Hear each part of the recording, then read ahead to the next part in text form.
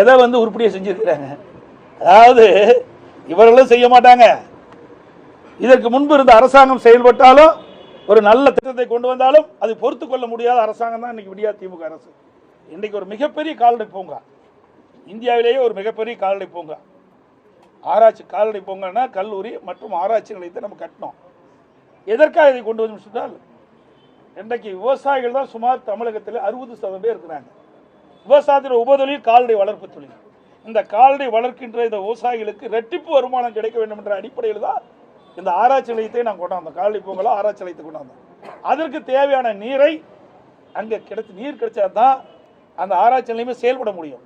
அதற்கு ஒரு குறிப்பிட்ட எம்எல்டி தண்ணீர் வேண்டும் என்று சொல்லி தான் அதற்கு திட்டப்பட்டு தனியாக ஒரு குடிநீர் இன்னைக்கு ஒரு ஏற்பாடை செஞ்சு அதை கொண்டு வரணும். அதை இன்னைக்கு சிப்காட்டில் இருக்கிற தொழிற்சாலை கொண்டு போனால் என்ன, இது சரியா? இன்னைக்கு விவசாயிகள்லாம் போராட்டம் நடத்துவதை அறிவிச்சிருக்காங்க, எங்கிட்ட கூட மனு கொடுத்தாங்க.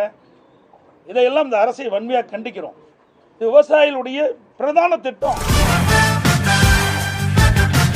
உங்களில் ஒருவனான எடப்பாடி பழனிசாமி பேசுகிறேன்.